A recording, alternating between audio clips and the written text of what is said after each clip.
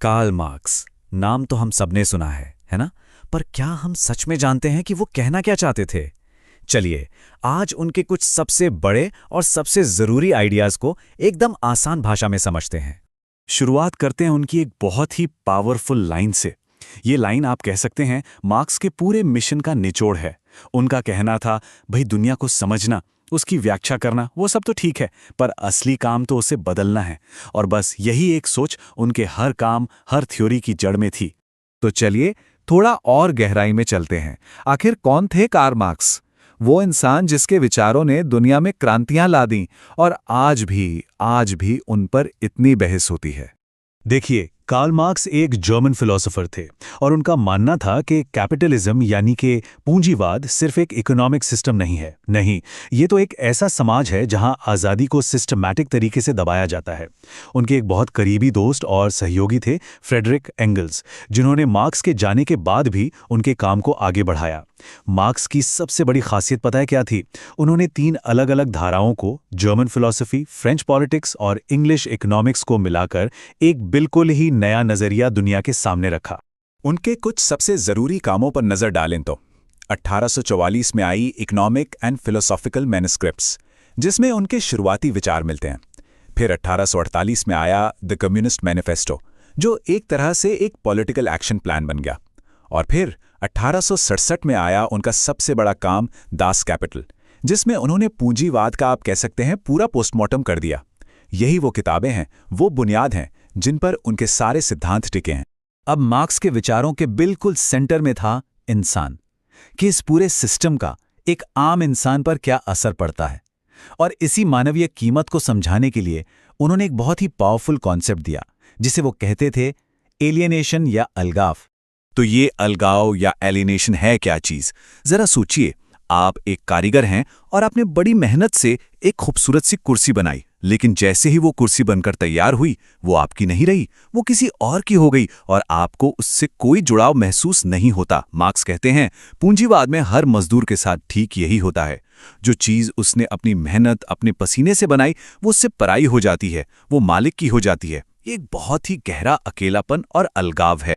और ये अलगाव, ये अकेलापन सिर्फ एक लेवल पर नहीं होता। मार्क्स ने इसके 4 अलग अलग लेवल बताए। पहला, मजदूर अपनी बनाई चीज से ही अलग हो जाता है। दूसरा, वो अपने काम से ही कट जाता है, क्योंकि काम अब अपनी खुशी के लिए नहीं बल्कि एक मजबूरी जैसा लगता है।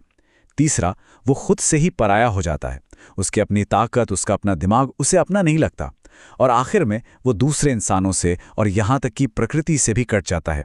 मतलब ये एक टोटल डिस्कनेक्शन की हालत है।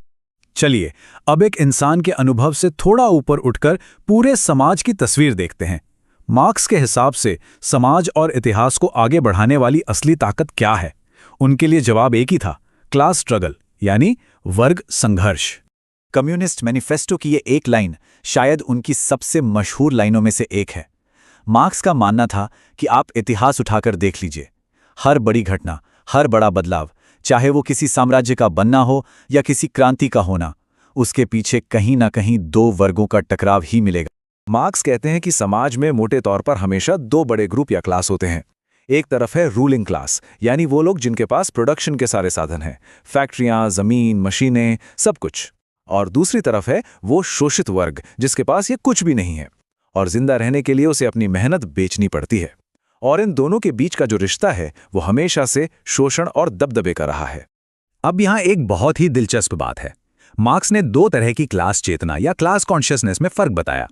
पहला है क्लास इन इटसेल्फ, मतलब एक ऐसा ग्रुप जिसके हित तो एक जैसे हैं पर उन्हें इस बात का पता ही नहीं है। जैसे अलग अलग गांव में बैठे किसान, सबकी समस्या एक जैसी हैं पर वो बिखरे हुए हैं, एक दूसरे से अनजान हैं। लेकिन फिर आता है क्लास फॉर इटसेल्फ। ये तब होता है जब वही ग्रुप जागरूक हो जाता है।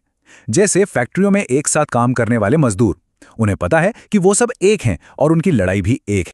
ठीक है, तो अब आते हैं मार्क्स के इकोनॉमिक एनालिसिस के बिल्कुल कोर पर।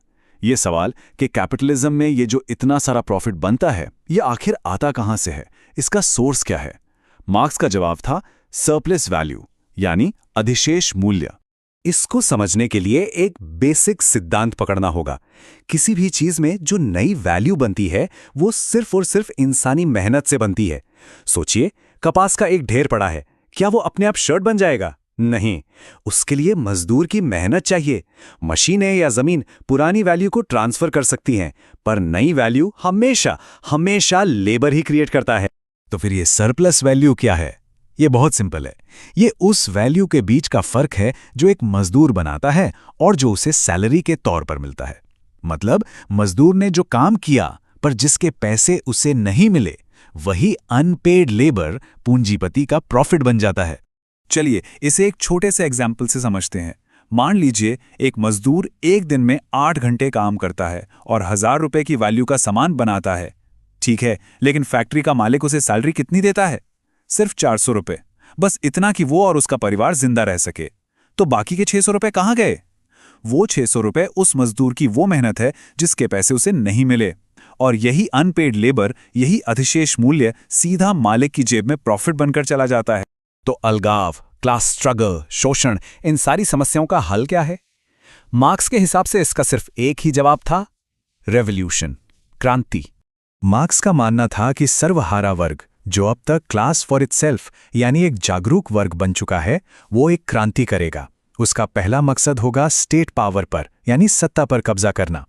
इसके बाद एक ट्रांजिशन पीरियड आएगा जिसे उन्होंने डिक्टेटरशिप ऑफ द प्रोलेटेरिएट कहा। अब देखिए, यहाँ डिक्टेटरशिप का मतलब आज वाला तानाशाही शासन नहीं था, बल्कि मजदूर वर्ग का पॉलिटिकल कंट्रोल था। और इसका अंतिम लक्ष्य प्राइवेट प्रॉपर्टी को खत्म करना और एक ऐसा समाज बनाना जहां कोई क्लास ना हो, एक क्लासलेस सोशलिस्ट समाज। और ये सारी बातें हमें आज के एक बहुत बड़े सवाल पर लाके खड़ा कर देती हैं। आज की दुनिया देखिए, गिग इकोनॉमी की दुनिया, जहां बड़ी बड़ी कंपनियां अपने वर्कर्स को पार्टनर बुलाती हैं, या वो दुनिया जहां ऑटोमेशन और एआई की वजह से लाखों नौकरियां जाने का खतरा है। ऐसे में क्या मार्क्स के विचार, अलगाव और शोषण के ये आइडियाज आज और भी ज्यादा जरूरी हो गए हैं, या फिर ये पुराने पड़ चुके हैं? इस सवाल का जवाब शायद इतिहास में नहीं बल्कि हमारे आने वाले कल में छिपा है।